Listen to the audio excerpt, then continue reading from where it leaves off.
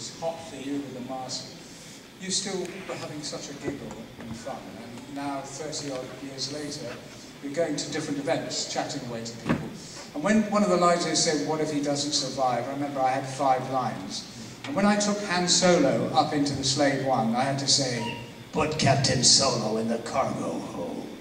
Well, on the day they said, right, stand by, Jeremy. Ready? Okay, action. Put Captain Cargo in the Solo. I mean, imagine you only have a few lines. I completely mucked it up. It was quite embarrassing. So any questions for us from the audience about the new films, 3D, etc.? Sorry, yes.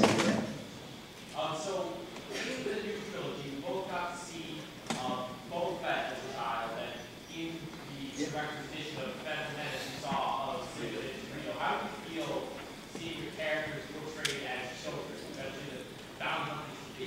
Excellent question. I mean, Warwick Davis played the young Greedo, and I saw him about a couple of years ago and said, Warwick, were you supposed to be a young Greedo then? And he said, nobody ever told me, mate. I don't know, really. So it's still out for debate, I think. But yeah, it was rather amazing. But even more so than that is how the characters, I mean, particularly Boba Fett, who's so iconic, has translated into other movies. I mean, Greedo ended up in Jay and Silent Bob, for heaven's sake. Did you ever see that? So, I mean, how classy is that, to have been a small part in a major film and then actually go into it and be mentioned in other movies? What a privilege that was.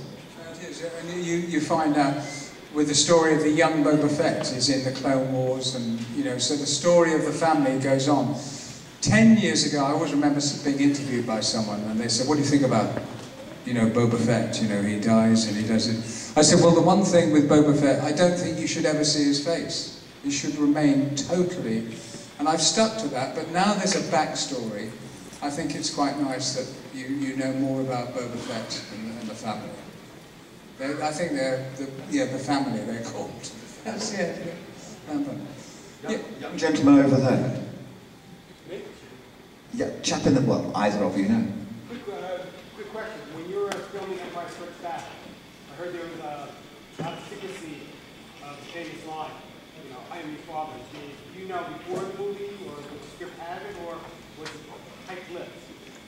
Well, I think I got a page of script every day, but mostly I wasn't there, it wasn't my dialogue. So there is that secrecy, but it's subtly done. It wasn't sort of, whoosh, don't say anything. You didn't know anything. You went for the day, you did your scenes, and they said, bye-bye, see you tomorrow at 5:30. Bye, Paul. You just did your job and went home. So there wasn't really. Did you find that? No, absolutely, yeah. I mean, we were all a bit in the dark when we made the first. I think they knew a lot more by the time Empire came around, but certainly in A New Hope, every day was a revelation, both to George and to the rest of the cast, really, because it was also not so much haphazard, but it hadn't been brilliantly planned, let's put it like that. And each day presented a new challenge, a new FX challenge, or a new lighting challenge, or maybe costumes. So something always went catastrophically wrong. And what was great about those early days and those early films is, because George was pretty fluid, and so were the crew were brilliant, and would turn their hand to anything that was thrown in front of them. So it was kind of one of those things where you hadn't got too much money, but despite that, because everybody kind of got into wanting to make a great film, it always worked. It always works when that happens.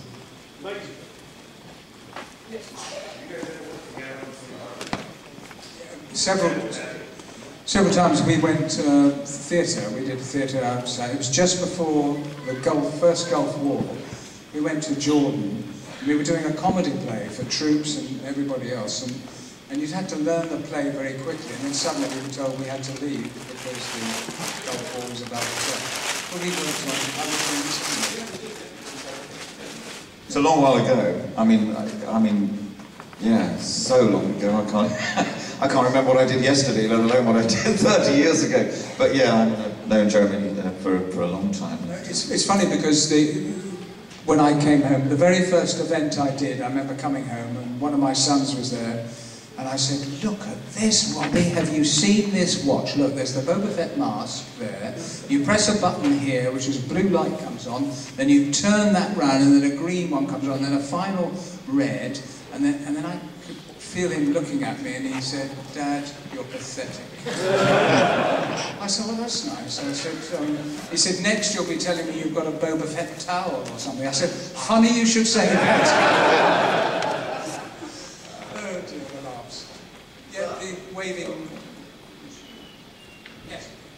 Since you joined the 501 and got in full armor, have you done any events with the UK or American garrisons? Did anyone recognize you in the armor when you wore it? So I think that was using being part of the 501st. The 501, but have you worn your armor at any events? Yeah, I have. I actually, I was donated a costume, a replica costume as Boba Fett, and it was such a wonderful feeling. And then I wore it at a charity event in Leicester in England. And I remember going through dressing, I was pushing people out of the way, saying, get out of my way. Some people were taking it the wrong way. And going, oh, what is going on? Sit down. And I was getting back into the part. And then suddenly I picked up this bucket, which they were raising money for Make-A-Wish. I picked up the money and I said, fill your money in this bucket. Now I could hear someone under the mask, I could hear someone say, what's he, how dare he speak to you like that? It's absolutely disgraceful. So I hope in some ways I was the true character and they thought it was Boba Fett. But those functions are great fun because everybody loves to act. There's an actor in all of us. Yeah. Even you, Paul. Even me, yeah. Well, being a sworn enemy of the 501, you won't know a scene that I did with Harrison when we was at the base of the Millennium Falcon, and double doors open to the left of the Millennium Falcon, and about 50 stormtroopers come running out during a gun battle that Harris and I were having. This is all on the cutting room floor, with laser guns. So we played Cowboys and Indians, Harris and I, for about a morning, shooting each other with laser guns. And then you guys come running out of these massive double doors, and we turn around and both start firing on you guys. And we did that for about half a day and got paid for it. It was just fantastic. So even though I'm a sworn enemy of the 501s, I'm very privileged that you've made me a member as well. You actually come down when there's 8,000 bounty hunters. Boba Fett apparently is first. But you've got to... It's 9,003, wasn't it? I think so, and you're still hoping to go up the ladder. I'm still hoping to get to 9,000. I'm sure we will be getting votes from people later on. Yeah. So. I did end up as a juice drink for Jabba the Hutt. That's how good a bounty hunter I was. Sad. I'm just going to tell... sorry. No, let's have a question from you, sir. Who shot first? Well, actually, I mean, you know the story. I always say this. Greedo obviously went to assassin college, and he did all the training. He was very well trained, but the day they were doing close range, he had a very nasty ear flare-up, and he was at home with Mrs. Greedo, who was, I have to say, a very charming lady, and her charms made him stay at home. So he was at home the close range day. His first job, close range. Well, I mean, what can you do? If it had been grassy knoll, no problems. But close range day, and that was the tragic story, is that he didn't finish his assassin training at Assassin College, and hence the juice drink for Jabba the Hutt. But it's a little known fact that part of Greedo survived, and he crawled away, and he's still living on a planet in the Outer Hebrides. Long Island as well, isn't it? It's just, no, I was just going to say, it's a very silly story, but I can remember arriving, I was flying to Denver, and the pilot came on and said, ladies and gentlemen, I'm terribly sorry, due to very wet weather, we're going to have to hold a little while, this couple of hours, and I thought, oh, well, they're supposed to be picking me up for this convention. What will I do? Will they know that I'm late? Yes, of course they will. I was talking to myself, and finally, we arrive, we land. and it is torrential rain. It was just pouring down. And I came out like this and thinking, oh, I'm late, will they pick me up? Or if not, I can get a cab. Yes, I can do. Suddenly, this cab came past me and then went off. There's 150 people at least waiting for a cab in this torrential rain. And suddenly another cab went and parked here. Right, he said, you want a cab? I said, suddenly people started to move forward. I was the last in line. I pulled out a credit card I had. I said, police, British police, I have to take this car. Thank you. And got into the car. I thought, what am I talking about? And then gradually these people suddenly realised that it wasn't true. I wasn't a British people. They started to shake their fists. The whole of that weekend, it was one of those things, whatever I did went wrong. And it was the very first convention I'd ever been to, and it was the worst. The reaction was extraordinary. It was about 150 people at this hall. I said, ladies and gentlemen, it's an absolute pleasure to be here. Nothing. And then I carried on talking for 20 minutes, and people started to get up and leave. So that happens. It might happen in a minute. I didn't actually answer, in my babbling, I didn't answer your questions to who shot first, so I suppose I should really.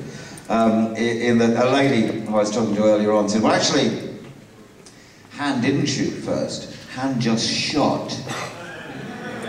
Han shot first. And so did Greedo, and therefore it must have been fairly simultaneous. But I do have the t-shirt, Han shot first, so I have to go with that.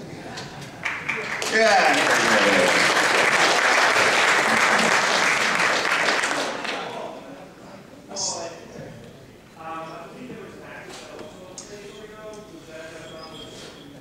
Yeah, there certainly was. There was two of us, but neither of us, I think, knew of each other's existence, because I'd done all those sort of scenes in Pinewood with Harrison and all the rest of the stuff, and all the scenes, and then finished. And of course, when George decided to do Jabba, not with Declan Mulholland, the actor who'd been playing Jabba the Hutt up to that point, and cut all those scenes we'd been doing, he wasn't left with much, and we were only left with the now famous scene where Greedo gets shot by Han Solo. And so we did that in a rush on a Friday afternoon, and I mean, it was all very quickly done. So when he came to look at the rushes, I think this is what happened. He saw that the close-ups on Greedo were non-existent, virtually. I mean, we did a lot in long shot, and then a few close-ups with me in the mask doing all the usual bits and pieces. But the mask wasn't animatronic, it didn't move.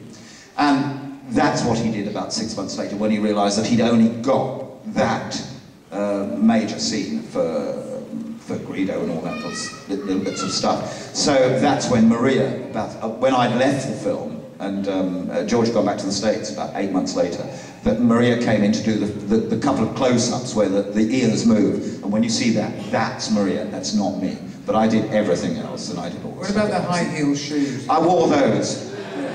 But only on Fridays and Sundays. But we didn't actually know about each other's existence for a long time. You often don't, you think, or mostly what happens is if you're playing sort of second or third part in a film, you're on the cutting room floor anyway, so you kind of don't expect to see yourself. But when I did see the movie, eventually, I didn't go to the premiere in London, so I'd missed it, so I saw it about a year later. And I heard great things about it, obviously. So I went to this major sort of cinema in Leicester Square with everybody else, just the punters, and was watching it. And from the moment the spaceship comes over your head, I was into it. And thinking, this is fantastic. And I was so excited. And when it came to my scene, which I had not seen before, as you don't in many films, I watched it and I watched my bit, and I was so excited when Greedo got shot. I jumped up and said, "That's me!" Nearly thrown out. Yes, a question from the gentleman.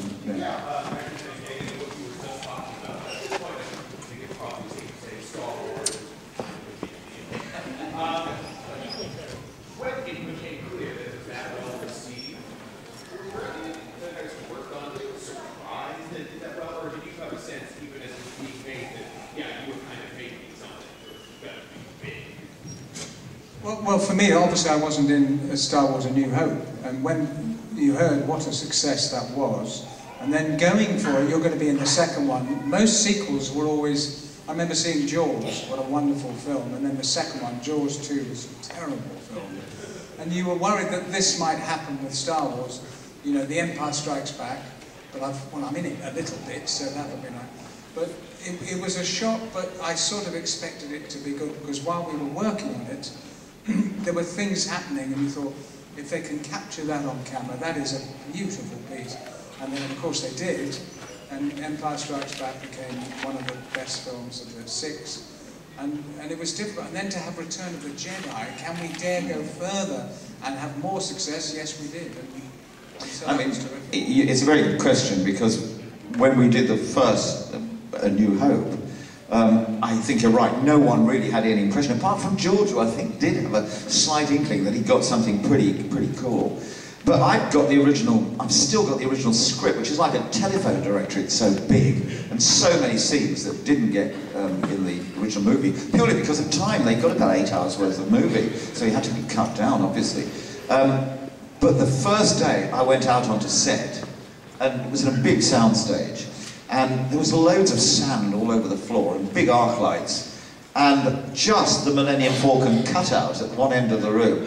I did think, this is pretty cool, actually. You know, it's better than the average B movie that in the 60s or 50s or 70s you'd normally be doing. Then you'd be in a small room with one guy with one camera and a couple of lights, and it would be pretty terrible.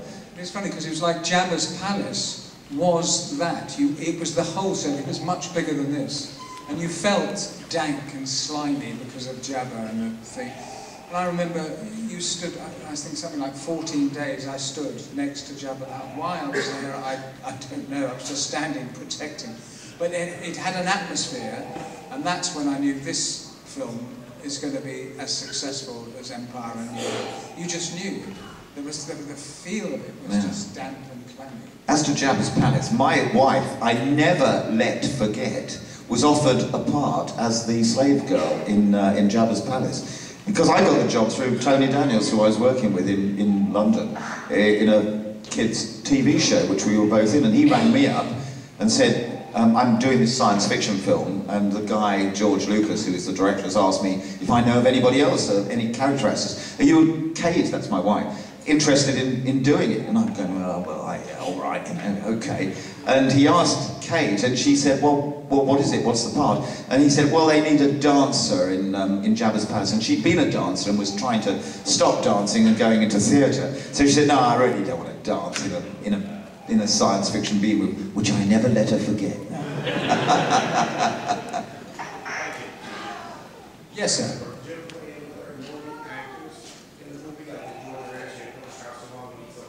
Well, that happened. Well, that happened a lot. I remember sitting about as Boba Fett, and after they said, "Quick, come on, get changed, Jeremy. Straight to the wardrobe. John is there. Get changed, quick." What? Why? Shh, just get on with it. And that's what you did. I ended up playing 3 parts as well as Boba Fett. One was Lieutenant Shekel, grabbing Princess Leia into the elevator and pushing her, and then quick, Luke. And then in the final film, I played Captain Colton, pilot of the blockade runner. If you see my expression on the face, you can see that I didn't know what I was doing at all. But that was another part, and you weren't expected to do it, but they said, could you?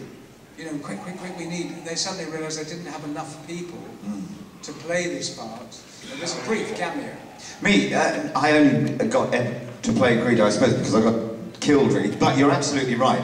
In the first one, everything was so hectic. If you were near a costume, and generally if you're filming on stage and they've finished the lighting setup and all the rig setup and done the rehearsals for something, they want to do it. And if there's nobody there, they go, hey, you. And Peter Diamond, who was the stunt guy, got to do a lot of work for other people just because he was around. So they go, oh, Peter, put that quick, you know, we're ready to do a take, get that costume on quickly. So that happened a lot. Sort of union rules would suggest that this is another part. It should not be just filling in. But you just went away with the whole thing, just did your job, had fun, and you were treated well, so that was good. Yes, sir?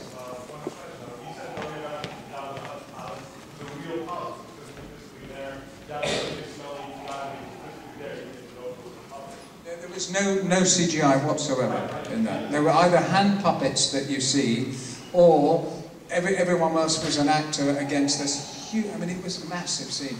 And that's why it was so good. You didn't have to use all the special techniques at all, because everybody was there. There were acrobats in the middle of the shop would walk on their hands past you. And luckily, having the mask on, you were giggling, because it just looked ridiculous. Someone walking past, and luckily, no one could see your face.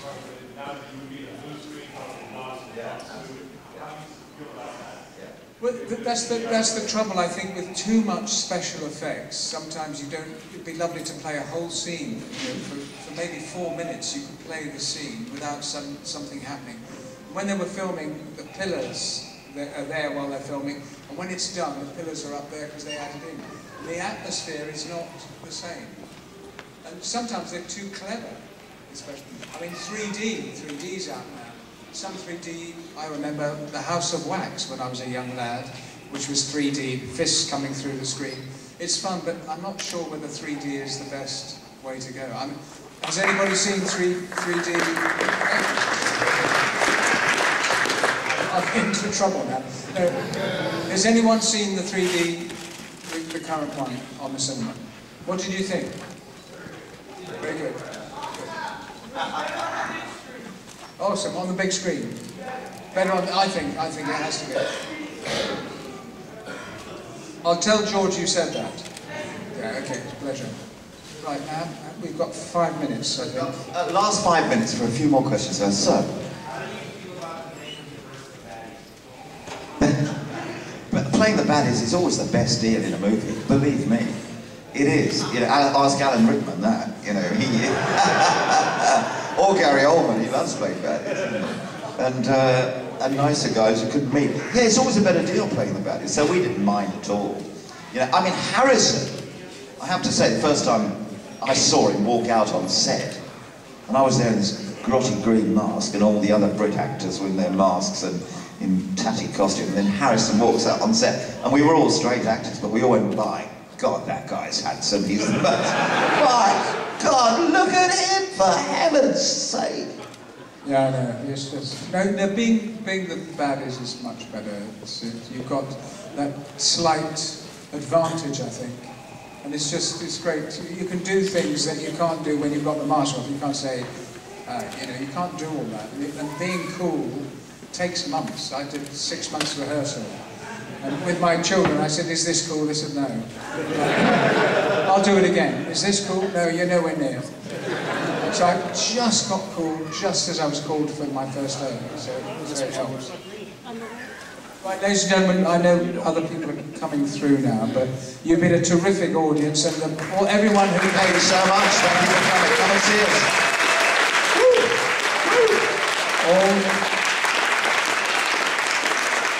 all our actors as well, very, very good indeed. You've got no chance. Right.